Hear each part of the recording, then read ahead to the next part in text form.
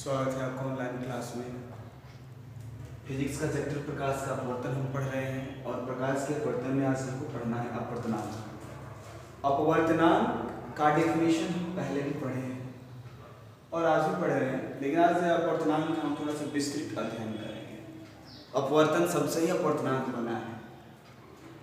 अपवर्तनांक का डेफिनेशन दिया गया है कि किन्हीं दो माध्यमों के लिए आपतन कोण की ज्या तथा अपवर्तन कोण की ज्या का अनुपात एक नियतांक होता है जिसे अपवर्तनांक कहते हैं।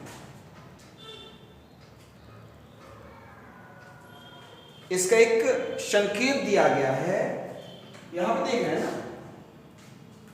इसको हम बोलते हैं म्यू और बगल में भी टाइप का शेप आप देख रहे हैं, उसको बोलते हैं न्यू। इन्हीं दोनों संकेताक्षरों से अपवर्तनांक को सूचित किया जाता है।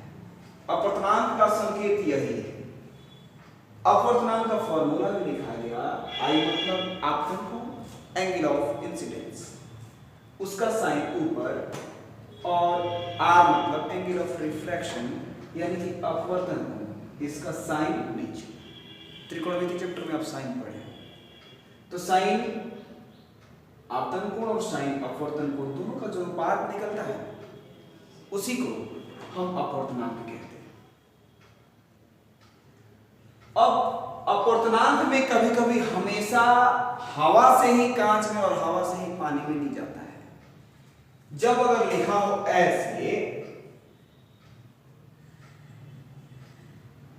म्यू ए जी, ए मतलब ए और जी मतलब ग्लास, म्यू मतलब अपवर्तनांक, यानी कि प्रकाश हवा से कांच में, ग्लास में एंट्री कर रही है, हवा से कांच में घुस रही है, तब उसका अपवर्तनांक निकालेंगे तो हवा की ओर जो कोण बनेगा वो आपतन कोण ऊपर और नीचे ग्लास में जो कोण बनेगा वो अपवर्तन कोण नीचे। और कहीं अगर यही यहाँ पे लिखा गया जी और यहाँ पे लिखा ए, तो यहाँ पे स्पष्ट हो रहा है कि ग्लास से निकल करके हवा में जा रही है प्रकाश की। यहां पे ऐसे लिखा गया होगा म्यू ए डब्ल्यू, यानी कि प्रकाश निकल रही है हवा से और जा रही है वाटर पानी में। अगर यहां पे लिख दिया डब्ल्यू और यहां पे लिख दिया ए, तो पानी से निकल रही है और हवा में जा रही है। आपतन कोण और अपवर्तन कोण का अनुपात, यहां पर ये डिफिनेशन आता है ना, उसमें बहुत चीज समझने की जरूरी नहीं है। प्रकाश किससे किस में जरूर से मतलब नहीं है, बस जिससे जा रही है हमको आपतन कोण निकाल लेना है, अपवर्तन कोण निकाल लेना है। आपतन कोण का साइन ऊपर और अपवर्तन कोण का साइन नीचे, वही हमारा हो जाता है एक नियतांक जिसको हम अपवर्तनांक कहते हैं। अपवर्तनांक का संकेत तो आप जान लीजिए कि म्यू या न्यू होता है, मात्रक भी होता होगा, तो मात्रक के बारे में आप जान लीजिए कि अपवर्तनांक का मात्रक नहीं होता है।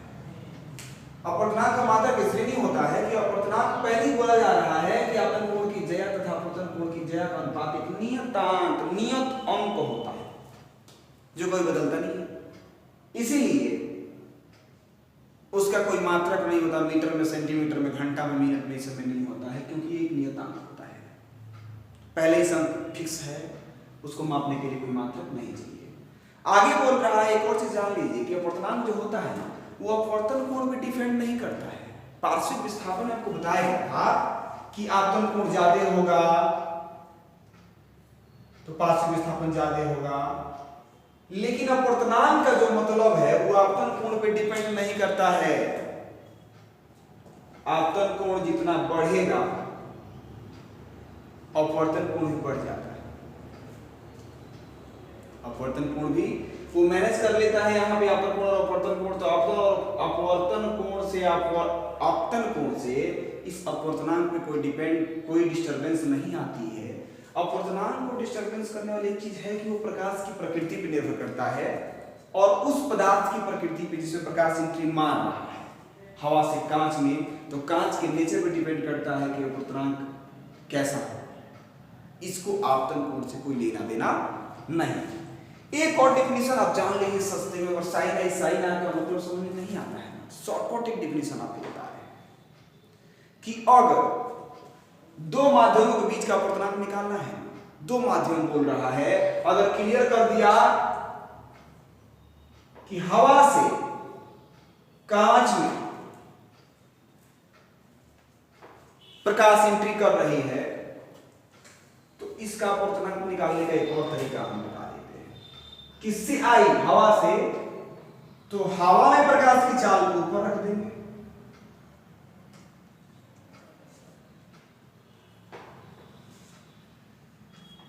और पानी में प्रकाश गई तो पानी में प्रकाश की चाल नीचे रख देंगे। दोनों का आंसर लाके जब घटाएंगे तो हमारा अपवर्तनांक निकल जाएगा। तो अपवर्तनांक का डेफिनेशन एक ये भी है कि दोनों माध्यमों में प्रकाश की चाल का अनुपात निकाल दीजिए, अपवर्तनांक क्लियर। एक निरपेक्ष अपवर्तनांक का डेफिनेशन हमने लिखवाया है कि निर्वात में प्रकाश की चाल तथा किसी माध्यम में प्रकाश की चाल के अनुपात को निरपेक्ष अपवर्तनांक कहते हैं। निरपेक्ष का मतलब निर्वात माने हवा समझ लीजिए, नॉर्मल प्रकाश के लिए निर्वात और हवा एक ही शब्द होता है कि दोनों माध्यमों में दो माध्यम होता है, एक इसमें से निकल रही है, एक इसमें घुस रही है, दो माध्यम चाहिए अपवर्तनांक के लिए। तो उस अपवर्तनांक में दोनों माध्यम में कोई एक माध्यम अगर हवा हो ना, उसको हम निरपेक्ष अपवर्तनांक कहते हैं। पानी नहीं, कांच है ना, दोनों माध्यमों से कोई एक माध्यम अगर निर्वात या हवा हो तो उस अपवर्तनांक को हम निरपेक्ष अपवर्तनांक कहेंगे। अपवर्तनांक का डेफिनेशन एक बार और दोहरा रहे हैं, उस डेफिनेशन को समझ में आ जाए। सही है कि दोनों माध्यमों में प्रकाश एक से निकलकर दूसरे में जाती है, आपतन कोण की ज्याद, अपवर्तन कोण की ज्याद, दोनों का जो अनुपात होता है उसे ही अपवर्तनांक कहते हैं। एक और डेफिनेशन लिखवाया गया है कि दोनों माध्यमों में प्रकाश कितना स्पीड से चल रही है, दोनों के स्पीड का अनुपात निकाल दीजिए, हमारा अपवर्तनांक निकल जाएगा। यहाँ पे हमने अगर लिख दिया कि AW यानी कि हवा से पानी में आई है, तो हवा में प्रकाश की चाल ऊपर और पानी में प्रकाश की चाल नीचे लिख देंगे, हमारा अपवर्तनांक निकल जाएगा। हवा में प्रकाश की चाल आपको मालूम ही है कि 2 × 10 का पावर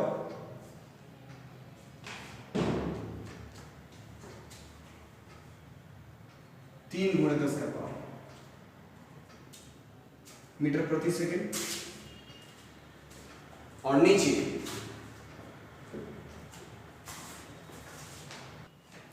सॉरी 3 × 10 का पावर 8 होता है, या उसको ऊपर लिख देंगे। और पानी में होता है 2.25 × 10 का पावर 8 मीटर प्रति सेकंड, नीचे लिख देंगे। ये कट जाएगा पूरा 10 का पावर 8 10 का पावर 8, और इसको हम निकाल लेंगे। ऊपर हो जाएगा 300, नीचे हो जाएगा 225, कटाएंगे, हमारा अपवर्तनांक निकल जाएगा। यानी कि अपवर्तनांक निकालने का एक सीधा डेफिनेशन है कि दोनों में प्रकाश की चाल का अनुपात निकाल लीजिए, अपवर्तनांक आपका क्लियर हो जाएगा। अपवर्तनांक ही डिपेंड करता है, अपवर्तनांक के कारण ही किसी वस्तु में चमक कितनी होती है, वो अपवर्तनांक के कारण ही संभव होता है। अपवर्तनांक अगर समझ में नहीं आया होगा तो आप डेफिनेशन आप से पढ़ेंगे, थोड़ा सा ऑफलाइन क्लास है नहीं कि सामने से देख पाएंगे किसको समझ में आ रहा है किसको समझ में नहीं आ रहा है। तो आपको अगर समझ में नहीं आ रहा है ना, तो आप हमें मैसेज जरूर कीजिए कि आपको हम फिर से बताने का प्रयास करें। और अभी थोड़ा सा कुछ एक लिस्ट देखा जाएगा, कुछ चीजों की अपवर्तनांक का लिस्ट है वो। अभी प्रकाश के अपवर्तनांक का हमने लिस्ट बनाया है कुछ पदार्थों का। जितना भी ये अपवर्तनांक है ये निरपेक्ष अपवर्तनांक है, यानी कि पहला माध्यम पहले ही हम मान लें कि हवा है और हवा से हवा में जा रहा है, हवा से दूसरे माध्यम में जाएगा तो अपवर्तनांक कितना होगा। सबसे फर्स्ट में अपवर्तनांक लिखा गया है हवा का 1.0003 यानी सबसे कम होता है। उसके बाद से बर्फ का लिखा गया 1.31, पानी का है 1.33, एल्कोहल का है 1.36, संगलित क्वार्टर्स का है 1.46, तारपीन का तेल देखे हैं आप और केरोसिन तेल भी देखे हैं, दोनों का होता है 1.47, यानी कि हवा से केरोसिन में जाएगा तो 1.47 का अपवर्तनांक होगा। बेंजीन का है 1.50, क्राउन कांच का है 1.52, कनाडा बाल्सम का है 1.53, खनिज नमक आप जानते हैं, समुद्री नमक हम घर में खाते हैं, लेकिन सीधा नमक जो होता है ना, काला नमक सीधा नमक, वही खनिज नमक है जो पत्थर के रूप में आता है। तो वो खनिज नमक का 1.54 हो गया, कार्बन डाइसल्फाइड का 1.63 हो गया, फ्लिट कांच का 1.65 हो गया।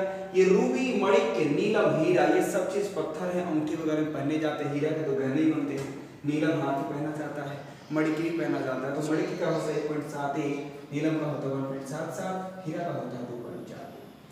ये तीनों पत्थर सबसे अधिक वाले हैं, देख रहे हैं, सबसे लास्ट में अधिक होते चला गया है। सबसे अधिक हीरा का है 2.4, इसीलिए चमकता है क्योंकि इसका अपवर्तनांक बहुत ज्यादा है।